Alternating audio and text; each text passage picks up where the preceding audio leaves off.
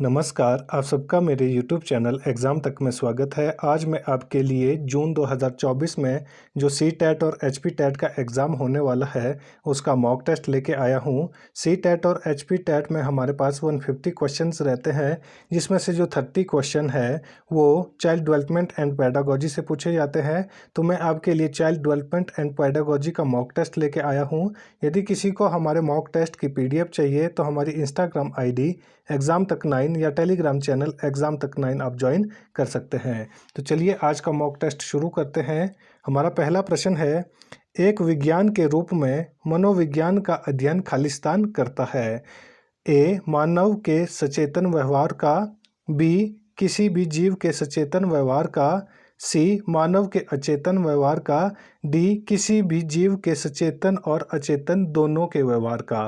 तो इसका सही आंसर हो जाएगा ऑप्शन डी, किसी भी जीव के सचेतन और अचेतन व्यवहार का। जो हमारे पास साइकोलॉजी है, साइकोलॉजी किसका अध्ययन करती है? ये हमारे पास जितने भी जो जीव होते हैं, सभी जीवों के कॉन्शियस एंड अनकॉन्शियस जो आपका बिहेवियर है उसका ये अध्ययन करते हैं। हमारा अगला क्वेश्चन है, किस विधि में व्यक्ति अपने व्यवहार का निरीक्षण करता है और विश्लेषण करता है? तो यहाँ पर जो हमारे पास क्वेश्चन पूछा गया है कि यदि कोई व्यक्ति है तो वह अपने व्यवहार का निरीक्षण और विश्लेषण कैसे करता है? ए प्रयोगात्मक विधि से, बी उपचारात्मक विधि से, सी अंतर्दर्शन विधि से, डी प्रश्नावली विधि से। तो इसका सही आंसर होगा ऑप्शन सी, अंतर्दर्शन विधि से। जो अंतर्दर्शन विधि है इसको इंट्रोस्पेक्शन मेथड भी कहा जाता है। जो एक व्यक्ति होता है जब वह अपने व्यवहार का निरीक्षण और या विश्लेषण करता है तो वो इंट्रोस्पेक्शन मेथड के थ्रू करता है। ये मोस्ट इंपॉर्टेंट क्वेश्चन है। ये सारे के सारे जो आज मैंने क्वेश्चन लाए हैं ये प्रीवियस ईयर से उठा के लाए हैं कि जो प्रीवियस ईयर में हमारे पास जितने भी क्वेश्चन पूछे गए हैं वो मैंने आपके लिए आज मॉक टेस्ट में लाए हैं। हमारा अगला क्वेश्चन है, पियाजे के अनुसार बच्चा किसी समस्या के विभिन्न समाधानों को बहुत व्यवस्थित और तार्किक तरीके से तलाशना शुरू कर देता है। तो मैंने आपको जिन पियाजे के बारे में बताया था कि जिन पियाजे ने कॉग्निटिव की जो स्टेजेस है, कॉग्निटिव डेवलपमेंट की कितनी स्टेजेस बताई है, इन्होंने 4 स्टेजेस बताई है। उसमें मैंने आपको जब व्यक्ति तार्किक रूप से लॉजिकल तरीके से सोचना शुरू करता है तो वो कौन सी स्टेज में होता है?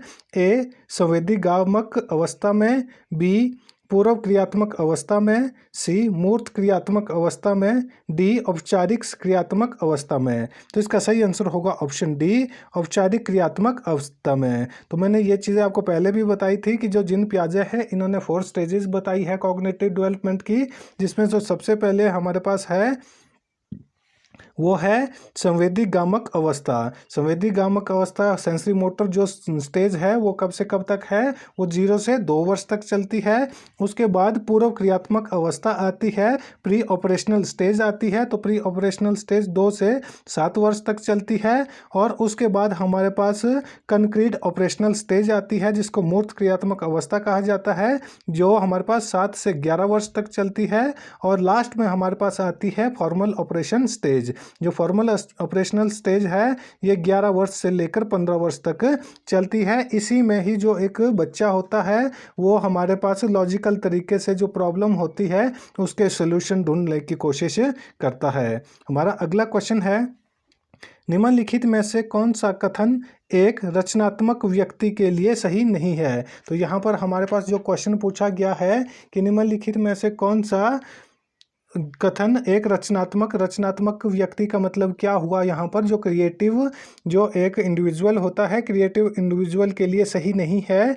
ए रचनात्मक व्यक्तियों की रुचि सीमित होती है, बी रचनात्मक व्यक्तियों में उच्च बौद्धिक क्षमता होती है, सी रचनात्मक व्यक्तियों को दार्शनिक समस्याओं से सरोकार होता है, डी एक रचनात्मक व्यक्ति किसी नई वस्तु का पूर्ण या आंशिक उत्पादन करता है। तो इसका सही आंसर हो जाएगा ऑप्शन ए कि जो एक क्रिएटिव व्यक्ति है उसकी रुचियां सीमित होती है। तो ये बिल्कुल स्टेटमेंट गलत हो जाएगी।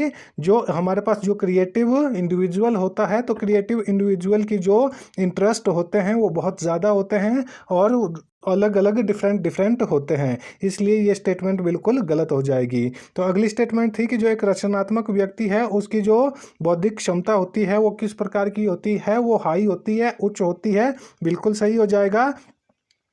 अगली स्टेटमेंट थी, एक रचनात्मक व्यक्ति को दार्शनिक समस्याओं से सरोकार होता है। ये स्टेटमेंट भी बिल्कुल सही हो जाएगी। और जो लास्ट वाली स्टेटमेंट थी कि एक रचनात्मक व्यक्ति किसी नई वस्तु का या पूर्ण आंशिक उत्पादन करता है। तो हमारे पास जो एक क्रिएटिव इंडिविजुअल होता है वो प्रोड्यूस करता है कुछ न्यू और पार्शियल चीज़ों के बारे में। हमारा अगला क्वेश्चन है, मानसिक आयु शब्द का प्रयोग सर्वप्रथम किसने किया? तो मेंटल जो हमारे पास एज है, मेंटल एज शब्द का प्रयोग सबसे पहले किसने किया था? ए अल्फ्रेड बिने ने, बी स्पीयरमैन ने, सी वेक्सलर ने, डी रेविन ने। तो इसका सही आंसर होगा ऑप्शन ए बिने ने। जो बिने है, बिने ने ही हमारे पास मेंटल एज शब्द का प्रयोग सर्वप्रथम किया है। ये भी मोस्ट इंपॉर्टेंट क्वेश्चन है। मैंने आपको बताया है कि IQ को नापने के लिए हम किस फॉर्मूले का यूज़ करते हैं। तो IQ को नापने के लिए हम MA/CA × 100 करते हैं। MA मतलब होता है mental as upon chronological age × 100। तो ये मोस्ट इंपॉर्टेंट जो फॉर्मूला है, ये भी एग्जाम में पूछा जाता है, तो आपको इसके बारे में भी पता होना चाहिए। हमारा अगला क्वेश्चन है, विद्युत कारीगर, यांत्रिकी या प्रचालक जैसे व्यवसायों के लिए खालिस्तान की आवश्यकता होती है। तो ये आपको पता होना चाहिए कि ये जो सारे के सारे कार्य हैं, ये किस कौशल की इसके लिए आवश्यकता होती है। ए बौद्धिक कौशल, बी संप्रेषण कौशल, सी क्रियात्मक कौशल, डी नेतृत्व कौशल। बौद्धिक कौशल जो इंटेलेक्चुअल स्किल है, इंटेलेक्चुअल स्किल का इसमें कोई काम नहीं होता है।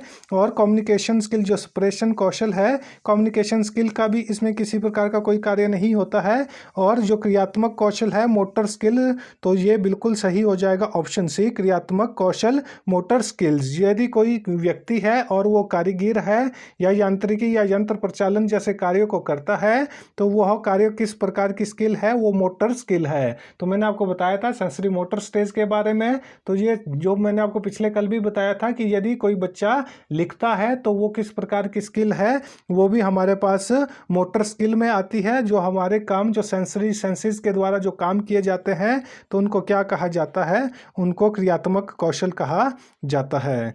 हमारा अगला क्वेश्चन है, अवधारणा या अधिगम के बीच खालिस्तान से संबंध है। तो यहाँ पर हमारे पास क्या दिया गया है कि कंसेप्ट और लर्निंग के बीच किस प्रकार का संबंध है? ए नकारात्मक, बी सकारात्मक, सी शून्य, डी कमजोर। तो इसका सही आंसर हो जाएगा हमारे पास ऑप्शन बी सकारात्मक। जो हमारे पास यहाँ पर कंडीशन है और जो लर्निंग है, लर्निंग और अवधारणा जो कंसेप्ट है, उनके बीच में किस तरह की अवधारणा है या किस तरह का संबंध है, तो इसके बीच पॉजिटिव या सकारात्मक संबंध है। ये भी मोस्ट इम्पॉर्टेंट क्वेश्चन है। हमारा अगला क्वेश्चन है, चिंतन का अत्यंत सरल रूप है जो हमारे पास the simplest form of thinking. जो सिंपलेस्ट फॉर्म थिंकिंग की है वो कौन सी है? ए सृजनात्मक चिंतन क्रिएटिव थिंकिंग, बी अमूर्त चिंतन अब्स्ट्रैक्ट थिंकिंग, सी तार्किक चिंतन लॉजिकल थिंकिंग, डी मूर्त चिंतन या कंक्रीट थिंकिंग। तो इसका सही आंसर हो जाएगा हमारे पास ऑप्शन डी मूर्त चिंतन। जो मूर्त चिंतन है, ये हमारे पास जो थिंकिंग है, थिंकिंग का सबसे सरल या सिंपलेस्ट फॉर्म है। तो इसके बारे में भी आपको पता होना चाहिए। ये भी मोस्ट इंपॉर्टेंट क्वेश्चन है कि सिंपलेस्ट फॉर्म ऑफ थिंकिंग क्या है? तो वो है हमारे पास कंक्रीट थिंकिंग, जिसको मूर्त चिंतन भी कहा जाता है। मूर्त चिंतन के बाद तार्किक चिंतन आता है, उसके बाद अमूर्त चिंतन आता है, और सबसे लास्ट में हमारे पास क्रिएटिव थिंकिंग आती है। हमारा अगला क्वेश्चन है, हिंदी सीखने से अधिगमकर्ता को पंजाबी सीखने में मदद मिल सकती है। यदि आपको हिंदी आती है और जो आपके पास लर्नर है वह पंजाबी सीखना चाहता है, तो उसको पंजाबी सीखने में मदद मिलती है। तो यह किस प्रकार का उदाहरण है? ए धनात्मक स्थानांतरण का, बी ऋणात्मक स्थानांतरण का, सी शून्य स्थानांतरण का, डी उपरोक्त में से कोई भी नहीं। तो इसका सही आंसर हो जाएगा ऑप्शन ए धनात्मक स्थानांतरण का। जो हमारे पास पॉजिटिव ट्रांसफर ऑफ लर्निंग है, तो वो इसके द्वारा ही की जाती है। यदि आप हिंदी सीखते हैं और हिंदी के बाद आप पंजाबी सीखना चाहते हैं और हिंदी आपको पंजाबी सीखने में मदद करती है, तो ये आपके पास धनात्मक स्थानांतरण है या positive positive transfer of learning है। हमारा अगला क्वेश्चन है, खालिस्तान व्यवहार मनोविज्ञान की शाखा नहीं है। यहाँ पर हमारे पास मनोविज्ञान की शाखाओं के बारे में पूछा गया है कि निम्नलिखित में से कौन सी व्यवहारात्मक मनोविज्ञान की शाखा नहीं है। बिहेवियर जो हमारे पास साइकोलॉजी है या अप्लाइड जो साइकोलॉजी है, अप्लाइड साइकोलॉजी की कौन सी शाखा नहीं है। ए शिक्षा मनोविज्ञान, बी चिकित्सा मनोविज्ञान, सी सैन्य मनोविज्ञान, डी प्रयोगात्मक मनोविज्ञान। तो इसका सही आंसर हो जाएगा ऑप्शन डी प्रयोगात्मक मनोविज्ञान। जो प्रयोगात्मक मनोविज्ञान है ये व्यवहारात्मक मनोविज्ञान की शाखा नहीं है, ये अप्लाइड साइकोलॉजी में नहीं आता है। अप्लाइड साइकोलॉजी में हमारे पास एजुकेशनल साइकोलॉजी आता है, उसके बाद हमारे पास जो क्लिनिकल साइकोलॉजी है क्लिनिकल साइकोलॉजी आती है, और उसके बाद जो मिलिट्री साइकोलॉजी है मिलिट्री साइकोलॉजी भी हमारे पास अप्लाइड साइकोलॉजी में आती है। तो आपको पता होना चाहिए कि जो व्यवहारात्मक मनोविज्ञान है उसमें हमारे पास शिक्षा मनोविज्ञान, चिकित्सा मनोविज्ञान और सैन्य मनोविज्ञान ये तीनों के तीनों आते हैं। तो ये मोस्ट इंपॉर्टेंट क्वेश्चन है। हमारा अगला क्वेश्चन है, समायोजन संबंधित है। जो एडजस्टमेंट है, एडजस्टमेंट इज रिलेटेड टू, किससे रिलेटेड है। ए आध्यात्मिक विकास से, बी सामाजिक विकास से, सी शारीरिक विकास से, डी नैतिक विकास से। तो इसका सही आंसर हो जाएगा हमारे पास ऑप्शन बी सामाजिक विकास से। जो सोशल डेवलपमेंट है, सोशल डेवलपमेंट से संबंधित क्या है हमारे पास, समायोजन संबंधित है। जो adjustment is related to social development, ये मोस्ट इंपॉर्टेंट क्वेश्चन है, आपको पता होना चाहिए इस क्वेश्चन के बारे में, ये एग्जाम में पूछा जाता है। और एडजस्टमेंट के बारे में मैंने आपको पहले भी बताया था, इड ईगो और सुपर ईगो के बीच में जब कोई या जो सिचुएशन के अकॉर्डिंग कोई बैलेंस बनाता है तो उसको क्या कहा जाता है, उसको समायोजन कहा जाता है, उसको एडजस्टमेंट कहा जाता है। यदि कोई व्यक्ति सिचुएशन के अकॉर्डिंग खुद को नहीं ढाल पाता है तो उसको माल एडजस्टेड कहा जाता है। तो ये किससे संबंधित है, ये हमारे पास सोशल डेवलपमेंट से संबंधित है। हमारा अगला क्वेश्चन है, किस प्रकार किसी विशेष प्रकार की गतिविधियों में व्यक्ति की संभावित क्षमता को खालिस्तान के रूप में जाना जाता है। यदि कोई व्यक्ति है तो उसकी जो गतिविधियां हैं उसको संभावित क्षमता को खालिस्तान के रूप में जाना जाता है। ए अभिक्षमता, ए बुद्धि, बी अभिक्षमता, सी अभिरुचि, डी रचनात्मक। तो इसका सही आंसर हो जाएगा हमारे पास ऑप्शन बी अभिक्षमता। यदि कोई व्यक्ति है तो उसकी जो गतिविधियां हैं और व्यक्ति की संभावित क्षमता को अभिक्षमता के रूप में जाना जाता है। तो अभिक्षमता क्या होती है, जो आदमी के अंदर एप्टीट्यूड होता है, एप्टीट्यूड के द्वारा ही वह उसकी संभावित क्षमता को जाना जा सकता है। उसकी इंटेलिजेंस बुद्धि के द्वारा उसको नहीं जाना जा सकता है, ना ही उसकी अभिरुचियां जो उसके इंटरेस्ट है उसके द्वारा उसको जाना जा सकता है, ना ही उसकी क्रिएटिविटी के द्वारा उस चीज़ को जाना जा सकता है। हमारा अगला क्वेश्चन है, एक शिक्षक अपनी कक्षा में छात्रों के बीच प्रेरणा को बढ़ा सकता है। तो प्रेरणा का अर्थ क्या होता है, प्रेरणा का अर्थ होता है मोटिवेशन। कि यदि कोई एक टीचर है और वो अपनी कक्षा में छात्रों के बीच मोटिवेशन को किस प्रकार से बढ़ा सकता है। ए प्रशंसा एवं पुरस्कार के द्वारा, बी उपयुक्त शिक्षण विधियों के द्वारा, सी कक्षा में अनुकूलित वातावरण के द्वारा, डी उपरोक्त में सभी। तो इसका सही आंसर होगा हमारे पास ऑप्शन डी उपरोक्त सभी। जो एक टीचर है वो अपने छात्रों को, अपने स्टूडेंट्स को किस प्रकार से मोटिवेटेड कर सकता है, उनकी प्रशंसा एवं पुरस्कार देकर, प्रेज एंड रिवॉर्ड देकर। जो सेकंड है हमारे पास वो है use of suitable teaching method. कि जो टीचर है वो उपयुक्त शिक्षण विधियों के द्वारा अपने जो बच्चे हैं उनको प्रेरणा दे सकता है, और कक्षा में अनुकूलित वातावरण के द्वारा, इसके द्वारा भी वह अपने बच्चों को मोटिवेटेड कर सकता है। हमारा अगला क्वेश्चन है, दंड खालिस्तान है। तो जो हमारे पास यहाँ पर 4 स्टेटमेंटें दी है और यहाँ पर बताया गया है कि पनिशमेंट डैश डैश है। एक सकारात्मक प्रवर्तक, प्रवर्तक का मतलब क्या होता है, रिइंफोर्समेंट। तो रिइंफोर्सर है कि जो एक दंड है ये किस प्रकार से संबंधित है। एक सकारात्मक प्रवर्तक मतलब रिइंफोर्सर है, बी एक नकारात्मक रिइंफोर्सर है, सी कोई प्रवर्तक नहीं है, कुनॉट ए रिइंफोर्सर, डी उपरोक्त में से कोई नहीं। तो इसका सही आंसर होगा हमारे पास ऑप्शन सी, कोई प्रबलक नहीं है। ये किसी भी प्रकार की कोई भी रिइंफोर्सर नहीं है। आपने रिइंफोर्समेंट के बारे में पढ़ा होगा, जिसमें आपके पॉजिटिव रिइंफोर्समेंट होता है, नेगेटिव रिइंफोर्समेंट होता है और किसी भी प्रकार का कोई रिइंफोर्समेंट नहीं होता है। और इसको हम वर्बल और नॉन वर्बल रिइंफोर्समेंट के बारे में भी जानते हैं। तो जो हमारे पास पनिशमेंट है, यदि कोई टीचर किसी बच्चे को पनिशमेंट देता है तो ये कोई भी प्रबलक, हमारे पास कोई भी रिइंफोर्समेंट नहीं होता है।